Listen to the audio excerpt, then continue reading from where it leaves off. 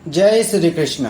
नमस्कार दोस्तों, आज मैं आपको मल मास अधिक मास एकादशी परमा एकादशी की व्रत कथा और महत्तम सुना रहा हूँ। धर्मराज युधिष्ठिर बोले कि हे जनार्दन, मल मास के कृष्ण पक्ष की एकादशी का क्या नाम है, उसके व्रत की विधि तथा महत्तम विस्तार पूर्वक बतलाइए। श्री कृष्ण बोले, हे राजन, इस एकादशी का नाम परमा है। इस व्रत के प्रभाव से समस्त पाप नष्ट होकर लोक में सुख तथा मुक्ति मिलती है। शुक्ल पक्ष की एकादशी के समान ही इसकी विधि है। नरोत्तम भगवान का भक्ति पूर्वक पूजन इस एकादशी में करना चाहिए। यहाँ पर मैं एक मनोहर कथा जो कामपल्य नामक नगर में हुई और जैसी मैंने सुनी वैसी तुमसे कहता हूँ। इस नगर में सुमेधा नाम का एक अत्यंत धर्मात्मा ब्राह्मण रहता था।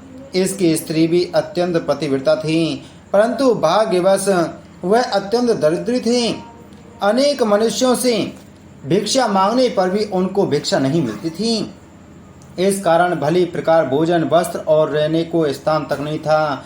रूप व यौवन से संपन्न उसकी स्त्री अपने पति सहित अत्यंत कठिनता से जीवन निर्वाह किया करती थी। कई दिन तक उपवास करना पड़ता था। उसकी पतिव्रता स्त्री स्वयं भूखी रहकर भी अतिथि सत्कार अवश्य करती, मगर अपने मुख पर कभी मलिनता न आने देती। साथ ही अपने पति से कभी किसी वस्तु की याचना न करती। यद्यपि उसका शरीर दिन प्रतिदिन दुर्बल होता जाता था।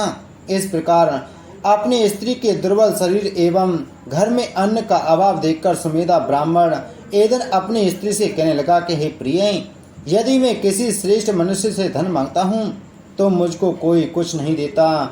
मैं क्या करूँ, कहाँ जाऊं? बिना धन के घर के कार्य सिद्ध नहीं होते। अतः मुझको विदेश जाने की आज्ञा दो, जिससे मैं कुछ धन प्राप्त कर सकूं। बिना उद्यम के कार्य की सिद्धि नहीं होती। इसी कारण बुद्धिमान सर्वदा उद्यम की प्रशंसा करते हैं। पति के दुख पूर्ण वचन सुनकर उसकी स्त्री विनीत भाव से बोली कि हे स्वामी, यद्यपि मैं कोई विद्वान पंडित नहीं, फिर भी आपकी आज्ञा से कुछ कहना चाहती हूँ। पूर्व जन्म में जो मनुष्य विद्या, धन और भूमि दान करते हैं, उन्हें ही इस जन्म में विद्या, धन और भूमि मिलती है। यदि कोई मनुष्य दान नहीं करता तो भगवान उसे केवल अन्न ही देते हैं। मैं आपका वियोग नहीं सह सकती। पति रहित स्त्री की संसार में माता, पिता, भ्राता, ससुर तथा संबंधी आदि निंदा करते हैं। इसलिए आपको इसी स्थान पर रहना चाहिए। अपनी स्त्री के ऐसे वचन सुनकर वह ब्राह्मण विदेश नहीं गया। कुछ समय पश्चात कौंडिन्य मुनि उस जगह आए।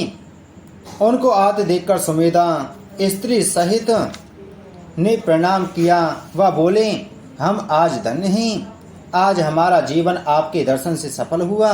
उनको आसन तथा भोजन दिया। भोजन के पश्चात उस पतिव्रता स्त्री ने मुनि से पूछा, हे मुनि, आप मुझे दरिद्रता का नाश करने का उपाय बतलाइए। मैंने अपने पति को विदेश में धन कमाने जाने से रोका है। मेरे भाग्य से आप आ गए हैं। मुझे पूर्ण विश्वास है कि अब हमारी दरिद्रता नष्ट हो जाएगी। आप हमें किसी व्रत को बतलाइए। इस पर कौंडिन्य मुनि बोले कि मल मास के कृष्ण पक्ष की परमा एकादशी के व्रत से समस्त पाप, दुख और दरिद्रता आदि नष्ट हो जाते हैं। जो मनुष्य इसका व्रत करता है वह धनवान हो जाता है। इस व्रत में नाच, गाना आदि सहित रात्रि जागरण करना चाहिए। कुबेर को महादेव जी ने इसी व्रत के कारण धनाधिपति बना दिया था। इसी व्रत के प्रभाव से सत्यवादी राजा हरिश्चंद्र को पुत्र, स्त्री और राज्य प्राप्त हुआ था। तत्पश्चात मुनि ने उसको एकादशी के व्रत की समस्त विधि कह सुनाई। वह मुनि पुनः बोले, हे ब्राह्मणी, पंचरात्रि व्रत इससे भी अधिक उत्तम है। परमा एकादशी के दिन प्रातः काल नित्य कर्म से निवृत्त होकर विधि पूर्वक पंचरात्रि व्रत आरंभ करना चाहिए। जो मनुष्य 5 दिन तक निर्जल व्रत करते हैं वे अपने माता, पिता और स्त्री सहित स्वर्ग लोक को जाते हैं। जो 5 दिन तक संध्या को भोजन करते हैं वे स्वर्ग को जाते हैं। जो मनुष्य स्नान करके 5 दिन तक ब्राह्मणों को भोजन कराते हैं उन्हें समस्त संसार के भोजन कराने का फल मिलता है। इस व्रत में जो घोड़े का दान करता है वह तीनों लोक दान करने का फल मिलता है।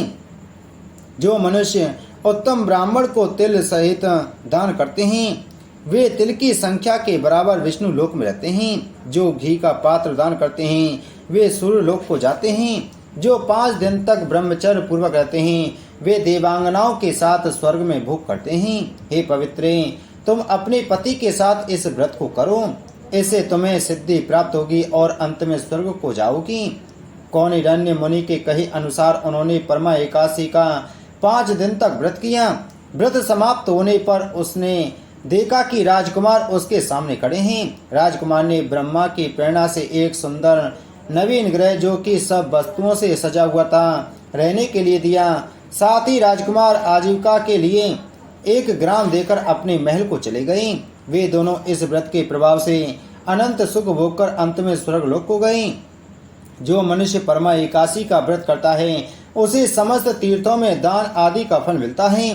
जिस प्रकार संसार में 2 पैरों वाले में ब्राह्मण, 4 पैरों वालों में गौ, देवताओं में देवराज इंद्र श्रेष्ठ हैं, उसी प्रकार महीने में अधिक लौंद का मास उत्तम है। इस महीने में पंच रात्रि अत्यंत पुण्य देने वाली है। इस महीने में पद्मिनी और परमा एकादशी भी श्रेष्ठ है। उनके व्रत के समस्त पाप क्षीण हो जाते हैं। दुर्बल मनुष्य को एक व्रत अवश्य करना चाहिए। जो मनुष्य अधिक मास, स्नान तथा एकादशी को व्रत नहीं करते उन्हें आत्मघात का पाप लगता है। यह मनुष्य योनि बड़े पुण्यों से मिलती है, इसलिए मनुष्य को एकादशी का व्रत अवश्य करना चाहिए। श्री कृष्ण भगवान बोले, हे युधिष्ठिर, जो आपने मुझसे पूछा था सो मैंने आपको बतला दिया। अब आप इसका व्रत भक्ति पूर्वक कीजिए। जो मनुष्य अधिक मास, लौंद की एकादशी तथा शिवरात्रि का व्रत करते हैं वे स्वर्ग में इंद्र के समान भोगों को भोगते हुए तीनों लोकों में वंदित होकर विष्णु लोक को प्राप्त होते हैं। बोलो एकादशी मातम की जय। बोलो विष्णु भगवान की जय।